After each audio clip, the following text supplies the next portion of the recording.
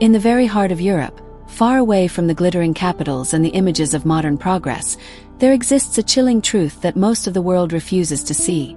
And it begins with a festival that looks joyful on the surface yet hides the darkest of realities, because in a town called Stara Zagora in Bulgaria, families gather every year under the name of tradition to bring their daughters to what they call a bride market. But what in reality is nothing less than a public display where young girls are treated as objects, and this story begins with music echoing across the square, with colorful dresses moving through the crowd, with fathers standing tall as if proud, and mothers decorating their daughters with jewelry that is not meant to make them feel special but to raise their so-called value. And while visitors might think this is a cultural celebration, a closer look reveals the nightmare behind the facade. Because those girls are not dancing by choice, they are not smiling out of joy, they are not dressed for a festival, they are being prepared to be sold. And this practice strips away everything that makes childhood sacred, transforming laughter into fear, freedom into chains, and dreams into nightmares. And as the crowd gathers, men begin to whisper numbers, negotiating as if they were discussing cattle, not human beings, and the voices rise above the music, reminding everyone that the essence of this market is commerce, not culture, cruelty, not celebration. And as negotiations continue, the young girls stand in silence, their eyes betraying the fear that no forced smile can hide, their childhood stolen in front of the world. And UNICEF has called this practice by its true name: child exploitation.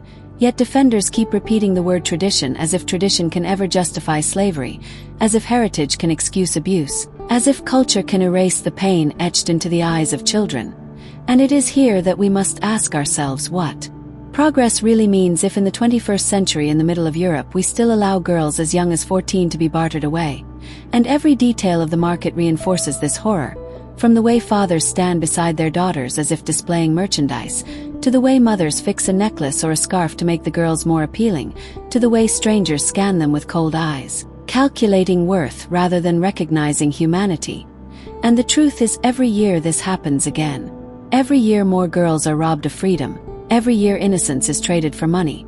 And while the music plays, while the people cheer, what really happens is slavery disguised as festivity, a grotesque masquerade that fools those who wish to be fooled, but never fools the victims who live it, because for them every note of music is a scream, every clap of hands is a reminder of loss, every dance step is a chain locking them into a future they never chose. And those who see it for the first time often cannot believe it. They think they are witnessing a scene from centuries ago. But when the cameras roll and the negotiations are recorded, there is no denying it. This is the present, not the past. And the shame belongs to all of us who let it continue, because silence is the greatest accomplice of injustice, and silence has allowed this market to survive. And while politicians look away, while local authorities hide behind excuses, the cycle goes on, leaving behind generations of broken lives, and those who escape rarely speak, their voices drowned in the noise of denial, their stories hidden by those who fear exposure. Yet every image, every testimony, every whisper of truth is a crack in the wall of silence. And that is why this story must be told again and again, not to entertain but to awaken, not to sensationalize but to reveal, because in revealing we resist, in speaking we fight, and in telling we refuse to let the darkness win. And each girl forced into marriage at this market is more than a statistic. She is a stolen future, a silenced dream, a human being reduced to property. And when you think about the cost of that crime, you realize it is not just the girl who suffers, but the entire world that loses the light she could have brought, the art she could have created, the knowledge she could have discovered, the love she could have shared, and all of it is erased in the name of tradition, leaving behind only the echo of chains hidden beneath the sound of music. And as you listen to this story, you might feel disbelief. But remember, disbelief does not change reality. Denial does not erase suffering. Only awareness does, only action does. And that is why this channel exists, to shine a light into the places others prefer to leave dark, to remind you that even today, in places you thought were safe, horror can hide in plain sight. And the bride market is one of the clearest examples of how culture can be twisted into a weapon, how innocence can be sold under the guise of festivity, and how silence can be the deadliest tradition of all. And as long as this continues, the world cannot claim progress, Europe cannot claim modernity, and humanity cannot claim justice, because true justice means every child has the right to choose, every girl has the right to be free, and every tradition that destroys these rights must be called what it truly is: a crime against humanity. And so the music plays, the colors shine, but beneath it all is darkness, a darkness that we must face, a darkness that we must expose, and a darkness that can only end when the world decides that no child will ever again be sold in a market called tradition. The story of this so-called bride market continues with even more disturbing details, because what outsiders often fail to realize is that the pain does not end when the music stops or when the negotiations are finalized.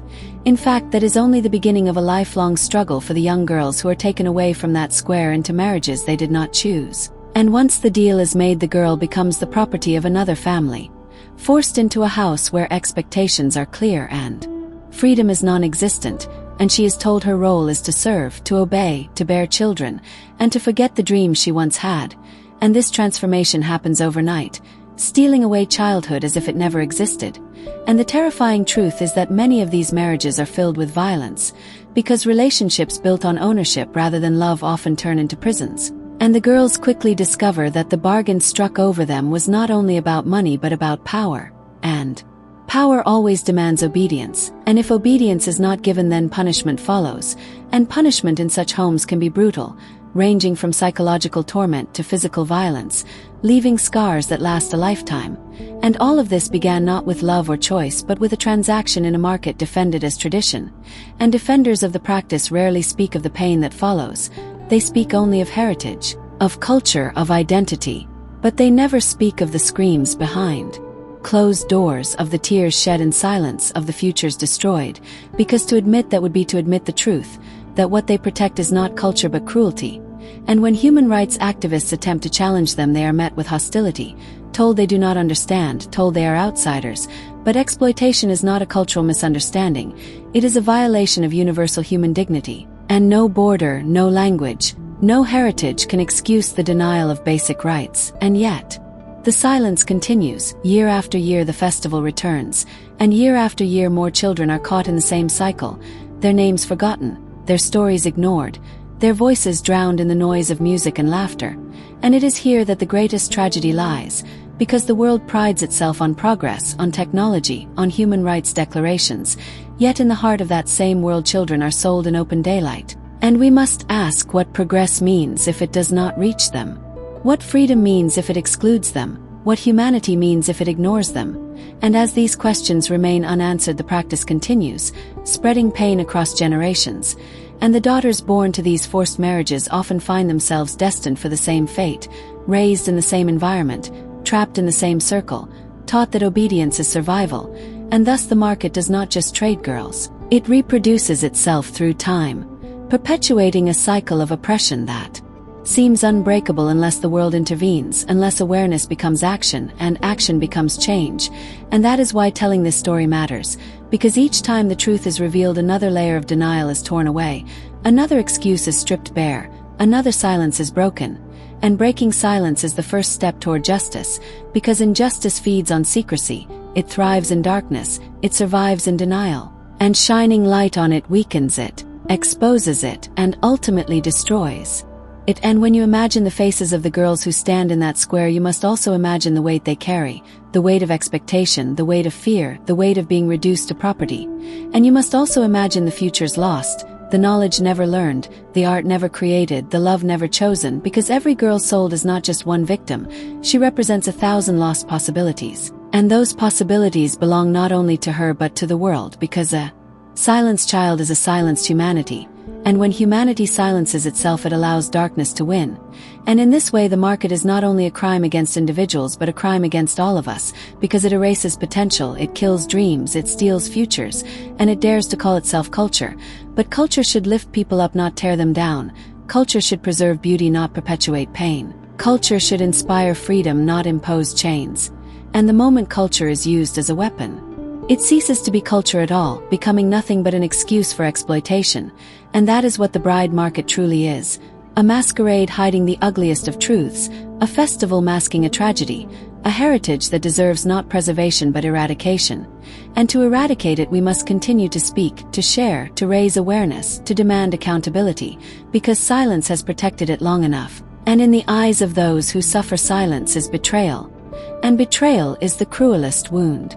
of all, and so let us not betray them, let us not turn away, let us not dismiss their cries as distant or irrelevant, because their suffering is our responsibility, their freedom is our duty, and their humanity is our humanity. And until this practice is ended, none of us can truly claim to live in a just world. And so the music will play again this year, and again next year, unless we act, unless we speak, unless we refuse to let another child be sold in the name of tradition. And this is why Midnight Secrets reveals these stories, not to shock but to awaken, not to horrify but to ignite, because only when the world sees the darkness can it choose to become light, and only when the truth is told again and again will the silence finally break, and in that breaking lies the beginning of freedom. The final chapter of this story must begin with the uncomfortable truth that the bride market, no matter how it is defended, no matter how it is disguised, is not only about the sale of girls but about the betrayal of humanity itself, because when children are turned into commodities the very foundation of society collapses, and what is left is not culture but cruelty, not tradition but tyranny, not heritage but horror. And as we examine this practice more closely, it becomes clear that its consequences extend far beyond the square where the music plays, because the moment a girl is sold her childhood ends, her dreams are erased, and her future is stolen, and the pain does not remain locked inside her heart alone. It spreads into the generations that follow, it echoes in the voices of her children, it haunts the silence of her home, it lingers in the atmosphere of her community. And in this way the bride market is not a single event but a chain reaction of suffering that repeats itself year after year, generation after generation, until someone decides to break it, and breaking it requires courage, awareness, and the refusal to accept excuses. And while some argue that outsiders cannot understand, the truth is exploitation needs no translation, abuse requires no cultural context, and injustice is recognizable in every language. So when fathers parade their daughters like merchandise, when men calculate prices over lives, when mothers decorate their children as if preparing goods for display, the entire world has the right and the duty to say this is wrong, because human rights are not cultural privileges but universal truths. And among those rights is the right of every child to choose her own future, to live without fear, to dream without chains. Yet in the square of Stara Zagora those rights vanish, drowned out by the sound of music, suffocated by the weight of denial. And every year the denial grows stronger, because silence allows it to, and silence is always the most dangerous accomplice of injustice.